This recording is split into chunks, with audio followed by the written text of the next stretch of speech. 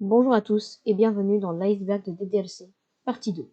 Cette vidéo a pris beaucoup de temps à sortir, car elle va aborder des sujets très importants pour la compréhension du lore du jeu. Comme pour la première partie, je mets un avertissement de contenu ici. Cette vidéo n'est pas pour les personnes jeunes ou facilement impressionnables. Aujourd'hui, je vais vous expliquer la surface de l'iceberg. C'est parti.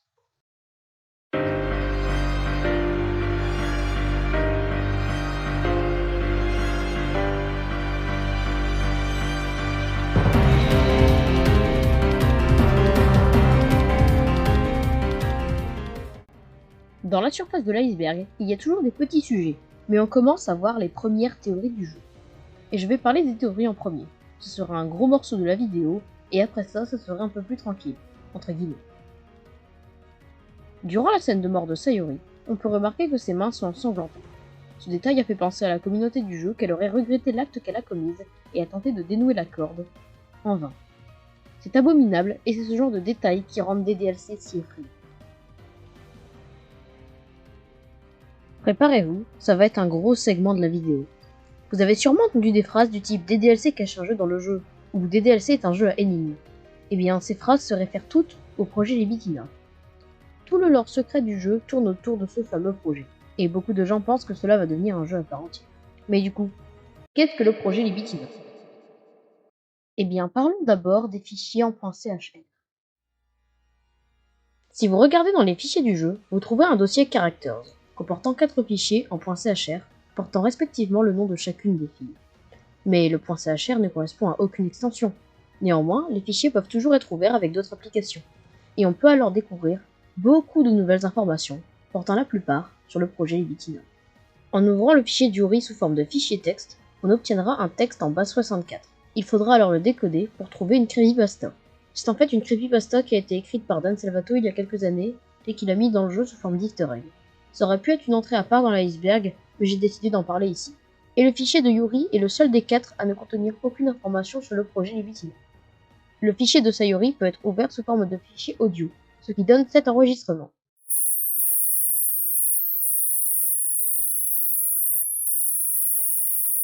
Bon, ce n'est pas très rassurant, mais le fichier n'est utile que lorsqu'on l'utilise avec un spectrogramme. On obtiendra ce QR code, qui, une fois scanné, nous emmène vers le site projetlibitina.com, qui va nous donner plein d'infos sur ce fameux projet, mais je vous en reparle juste après. Le fichier de Natsuki, une fois ouvert sous forme de fichier image, nous révèle ceci. Il faudra alors inverser les couleurs de l'image et l'appliquer sous forme de modèle 3D. Et on obtiendra cette image d'une jeune fille aux yeux et cheveux blancs. Beaucoup de gens pensent que c'est elle, Libitina. Et pour finir, le fichier de Monica, ouvert sous forme de fichier image, nous donnera ceci. Un anneau de flamme avec des pixels blancs et noirs au milieu. C'est en fait du binaire qui, une fois décodé, nous donne de la base 64 qui, une fois décodé, nous donne un texte. Bon, récapitulons tout ça. Le projet Libitina est une histoire cachée dans le jeu, existant uniquement à l'aide d'indices laissés dans le jeu par les développeurs. Le site projetlibitina.com est un rapport médical datant du 5 janvier 2004, de plusieurs expériences ayant été réalisées sur une fille de 3 ans qui se nomme Libitina. Elle serait née le 5 janvier 2001 et serait dans la chambre 114 du bâtiment A d'un établissement, sûrement un hôpital ou quelque chose de similaire. Libitina n'est pas le premier sujet de test. Une note du 5 décembre 2003 nous apprend que toutes les archives d'autres sujets de test ont été supprimées. Cette note dit également que toute personne s'attachant personnellement au sujet de test serait punie de mort.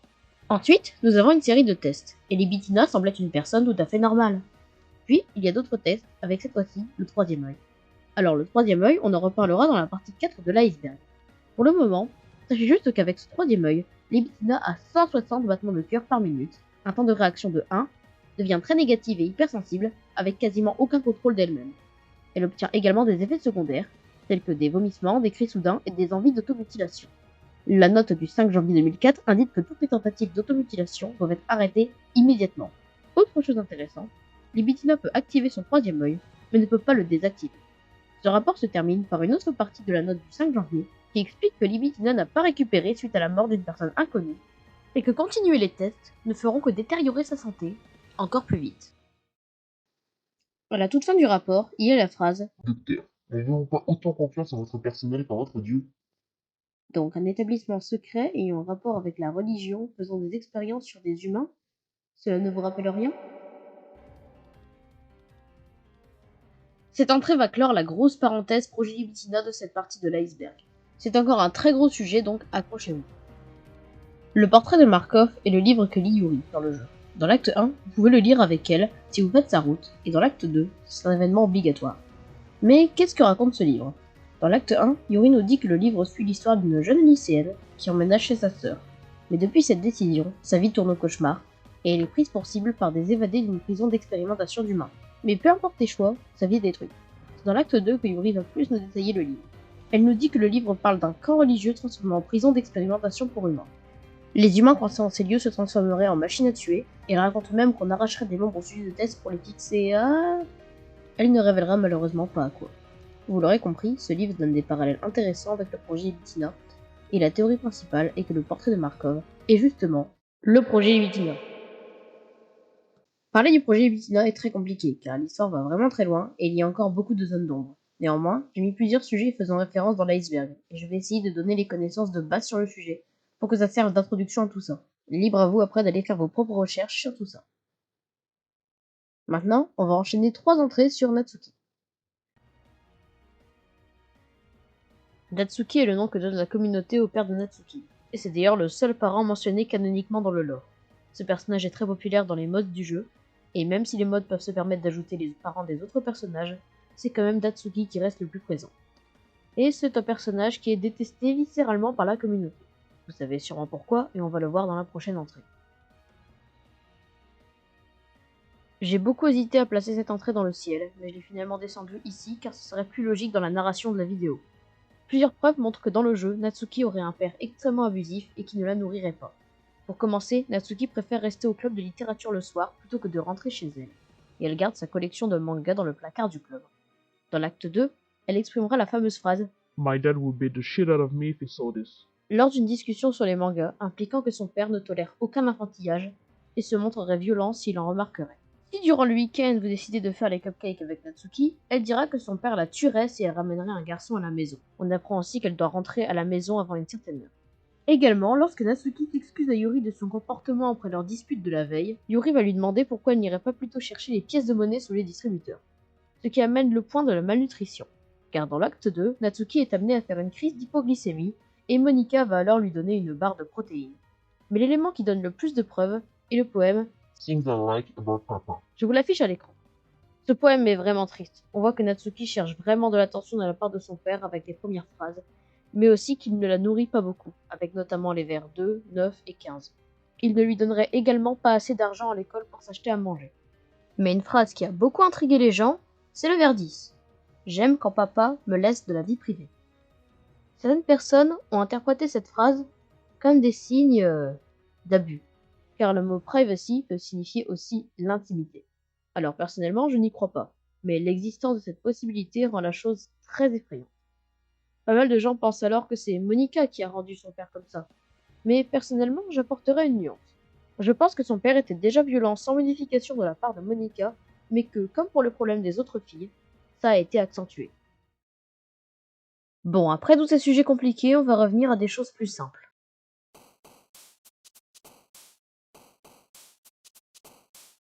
Alors, le stylo, c'est un gros mème de la communauté. Et je vois déjà ceux qui savent de quoi il s'agit sourire derrière leurs écrans. Dans le jeu, Yuri tombe amoureuse de vous, et dans l'acte 2, elle va vous voler un stylo pour révéler à la fin du jeu qu'elle s'est masturbée avec. Voilà, il en fallait pas plus pour engendrer des tonnes de détournements et de mèmes. Yume Nikki est un jeu indé fait sous RPG Maker par un certain Kikiyama. C'est un jeu qui est très intéressant et qui lui aussi a son lot de mystères. Je ne vais pas en parler ici car je ne m'y connais pas bien. Mais ce que je peux vous dire en revanche, c'est que le jeu fait partie des inspirations de Omori, Undertale et des DLC. Ainsi, dans le jeu, il y a une référence à l'un des plus gros mèmes de la communauté Yume Nikki, Vomit-chan. Alors Vomit-chan, c'est un fanart de Madotsuki, le personnage que l'on incarne dans le jeu, qui vomit. Cette image a beaucoup été détournée, et vous l'aurez compris, lorsque Natsuki vomit après avoir vu le corps de Yuri, sa pose fait référence au fanart. Mais il y a autre chose dans l'iceberg qui fait référence à cette scène. Dans des DLC+, un des ajouts est l'apparition d'avertissements de contenu, qui va vous avertir avant l'apparition d'une scène choquante, par exemple quand Sayori va parler de sa dépression. Eh bien, l'un des avertissements de contenu nous prévient que l'on va voir du vomi. Alors au début je ne comprenais pas pourquoi il y avait ce trigger warning, et je l'ai mis dans l'iceberg. Mais en re-regardant le sprite de Natsuki, je me suis rendu compte que c'était particulièrement détaillé et que certaines personnes ne pourraient pas aimer cette vision. Alors cette entrée est très courte, mais elle est très intéressante, je trouve. Le sprite de Monica est le seul sprite du jeu qui vous regarde dans les yeux. Les sprites des 3 autres filles vont avoir leur tête légèrement de profil et ne vous regarderont pas dans les yeux. On sait que Monica est amoureuse du joueur, elle vous regarde droit dans les yeux. Première entrée parlant de contenu inutilisé. C'est tout simple, dans le jeu, il y a 3 visages inutilisés. 2 pour Yuri et 1 pour Natsuki. Je vous les affiche à l'écran.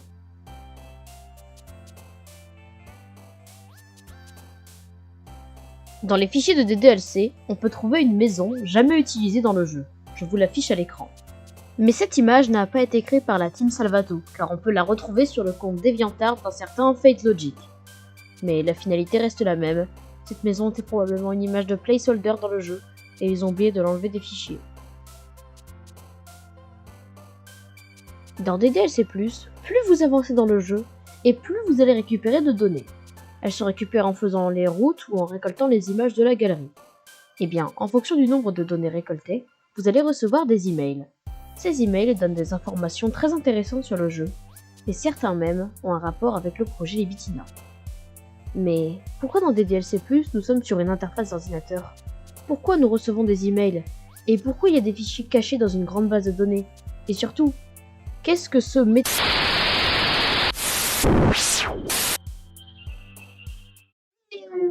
Erreur. Connexion perdue. Certaines informations sont parfois trop enfuies pour être trouvées dans les eaux claires. Ce n'est que dans les eaux sombres qu'elles seront trouvables. Connexion retrouvée. Affichage de spacehome.jpg. Les Nendoroids sont des figurines de collection faites par l'éditeur japonais Good Smile Company, dont leur particularité principale est de posséder des points d'articulation et plusieurs visages pour faire des mises en scène. Eh bien, Good Smile Company ont réalisé plusieurs produits dérivés des DLC trouvables sur leur site. Mais le produit le plus marquant est le Nendoroid de Monica, un objet que l'on aimerait tous avoir mais que l'on n'aura jamais étant donné que les Nendoroids sont particulièrement expansifs en termes de prix.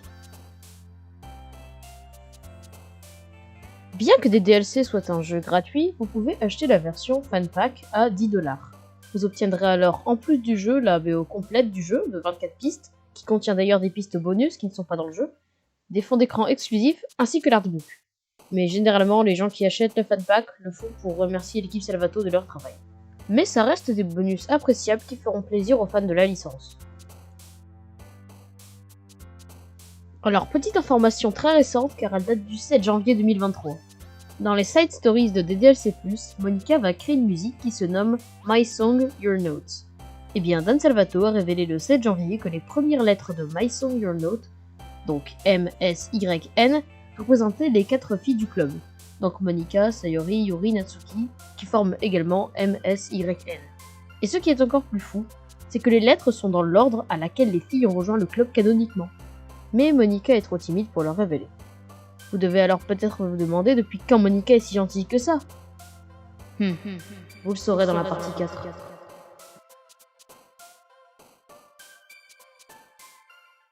Avant de commencer l'explication de cette entrée, je me dois de faire un disclaimer, car elle va parler d'un vrai prédateur. C'est une personne qui a eu une énorme influence dans la communauté de modding, mais je ne donnerai aucun lien vers son mod, Monica Before Story. Et si vous voulez vraiment y jouer, faites-le avec un recul nécessaire et n'apportez pas de soutien à son créateur. Bon, Monica Before Story est un mode très célèbre. Vous l'aurez compris, son nom fait référence à l'illustre Monica After Story que j'ai parlé dans la première vidéo. Et le jeu possède des let's play YouTube à plusieurs centaines de milliers de vues. Pour le scénario, je n'ai pas joué au mode et je ne le ferai pas, mais pour faire simple, on devient le président du club de littérature. Et c'est apparemment un très bon mode, en se basant sur les commentaires ou les reviews de différents youtubeurs. Mais les actions de son créateur ne me donnent pas envie de m'intéresser à son histoire. Il y a eu un communiqué officiel des admins du DDMC qui ont fait un Google Doc de 42 pages expliquant son cas. Et pour faire court, il a engagé des discussions sexuellement explicites avec une mineure. Cet événement a créé pas mal de drama dans la communauté de modding étant donné que Camping Carl, donc l'accusé, était aussi l'admin du Reddit DDMC. Bref, on va passer à la prochaine entrée car j'ai juste pas envie de continuer de parler de ce gars. Mais des personnes dangereuses de la communauté, on en verra une autre dans les eaux claires. Mais pour le moment, Passons à un autre mode. Rain Cloud, c'est un excellent mode de DLC. Et s'il est connu, c'est car il est extrêmement marquant. Je trouve ce mode vraiment absolument terrifiant. En fait, ce mode nous fait revivre l'entièreté du jeu du point de vue de Sayori. Donc on a accès à ses pensées et sa vision des situations. Et donc, ça nous met littéralement dans la peau d'une personne dépressive. On voit ses sentiments et ses émotions d'une façon qu'on n'aurait jamais pensé les voir en jouant au jeu de base. Et c'est assez impactant, je trouve. Vous pouvez donc vous douter de la fin qui est assez marquante. En tout cas, c'est un très bon mode et je vous recommande d'y jouer, même si je mets un disclaimer, car c'est quand même assez impactant. Donc soyez sûr d'être safe avant d'y jouer. Des DLC puristes est un autre mode populaire de la communauté. C'est d'ailleurs un des premiers qui est sorti, son développement a même commencé en septembre 2017 pour dire. Ce mode agit comme une sorte de prolongation du jeu original, vous allez pouvoir reprendre à chaque fois juste avant le festival, et faire une route pour chacune des 4 filles, et même obtenir une good ending. C'est un très bon mode que je n'ai pas encore fait mais que je ferai certainement un jour. Dernier mode de cette partie de l'iceberg, Doki Doki Blue Skies. C'est un mode qui est très connu, son trailer sur YouTube a même 1,6 million de vues, et comme je n'y ai pas joué et qu'il est très vaste, je ne pourrai pas tout aborder ici, donc je vais juste faire simple. Doki Doki Blue Sky fait revenir des DLC à un VN de romance classique, en ajoutant plusieurs personnages, plusieurs routes, et Monika n'a plus conscience d'être dans un jeu vidéo. Le mode est très complet, et il a un site web à lui tout seul, où il y a le lien de téléchargement. Je vous le mets en description pour plus de renseignements. Je le testerai certainement un jour, mais pour l'instant, passons à la prochaine entrée. J'ai pas grand chose à dire pour cette entrée, juste qu'elle fait référence à une vidéo de Wootmess sortie le 28 mars 2018, qui reprend le même Just a Bit Crazy avec les personnages de Doki Doki Literature Club. La vidéo a plus de 3 millions de vues, et je pense que vous l'avez tous vue. Lou Bega est un chanteur allemand né en 1975, connu pour son morceau Mambo numéro 5. Alors pour le moment vous ne devez pas comprendre pourquoi je vous parle de lui, mais c'est car il a un lien avec une vidéo très connue de la communauté. La vidéo A Little Bit of Monica. C'est une vidéo d'animation sortie le 20 décembre 2017 et elle compte plus de 13 millions de vues. Elle reprend les paroles de la chanson Mambo numéro 5 de Lou Bega, mais en remplaçant tous les noms par Monica. Et du coup, Monica dans la vidéo supprime les autres personnages. Et il y a aussi beaucoup d'effets, c'est assez bordélique mais c'est assez drôle. Il y a aussi d'autres versions, une de Lady Unicorn à 4 millions de vues, et il y a même une version IRL. Alors je sais pas d'où ça sort, mais c'est rigolo. Petite info bonus, dans son iceberg de Pokémon, Farod parle de Lou Bega. Puis il dit qu'il en reparlera dans un autre iceberg, et une image de Monica apparaît brièvement. Et bien cela fait référence à cette vidéo. Voilà, petite info bonus. Le 14 février 2017, un utilisateur poste sur Twitter un message. Today's my favorite day. Ce compte continuera de poster plusieurs tweets comme le 10 mai, If I can't hear the sound of your heartbeat, what do you call love in your reality? ou le 26 juin, Reducing meat consumption is an easy way to help save the world. pour finalement poster un tweet le 22 septembre, The club is open. date de sortie d'un petit jeu, Doki Doki Literature Club. Dans l'acte 3, Monica peut parler de son Twitter, GilMonix3, qui est l'utilisateur qui a posté les tweets précédemment cités. C'est vraiment une très bonne idée, l'univers étant hors du jeu, ce qui est cohérent étant donné que Monica est consciente d'être dans un jeu vidéo. Le compte Twitter est encore actif aujourd'hui et est toujours sous une forme de RP. Je vous invite d'ailleurs à y jeter un coup d'œil.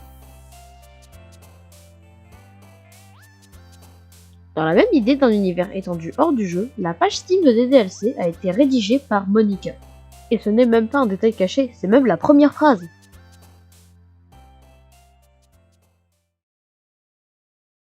Maintenant, il ne reste plus que quelques easter eggs à aborder avant de finir ce layer.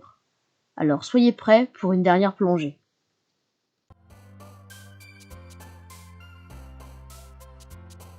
Dans l'acte 2, à chaque lancement du jeu, il y a une chance sur 64 que l'écran titre soit différent et assez effrayant. L'écran sera en noir et blanc, la musique sera distordue et étrange, et les 4 filles n'auront pas d'œil. Dans cet état, vous ne pouvez pas lancer le jeu. Votre seule issue est de quitter, mais si vous décidez de faire ça, le jeu s'ouvrira brièvement sur la tête de Monica pour faire office d'un petit screamer. A noter qu'une fois qu'il est arrivé, l'événement n'est plus reproduisible. Contrairement à ce que l'on pourrait penser, Monica a bien un sticker de poème, je vous l'affiche à l'écran. Mais le seul moment où il est visible dans le jeu, c'est dans le jour 3 de l'acte 2. À chaque sélection de mots dans le mini-jeu poétique, il y a une chance sur 11 qu'un petit sticker de Monica sautille en bas de l'écran.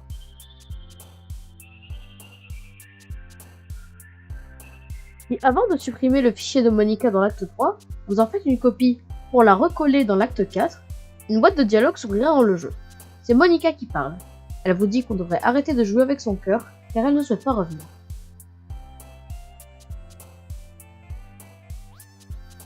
Oui, le jeu a des mesures d'anti-cheat qui vont s'activer si vous tentez de copier les sauvegardes d'un autre acte que celui que vous jouez dans l'acte 2, 3 et 4. Et si j'ai bien précisé 2, 3 et 4, c'est parce que les mesures ne s'activent pas dans l'acte 1. Bref, si vous faites ça, Monica va apparaître et vous mettre un gros stop dans votre pratique. Donc si vous voulez ne pas froisser Monica, respectez les règles du jeu.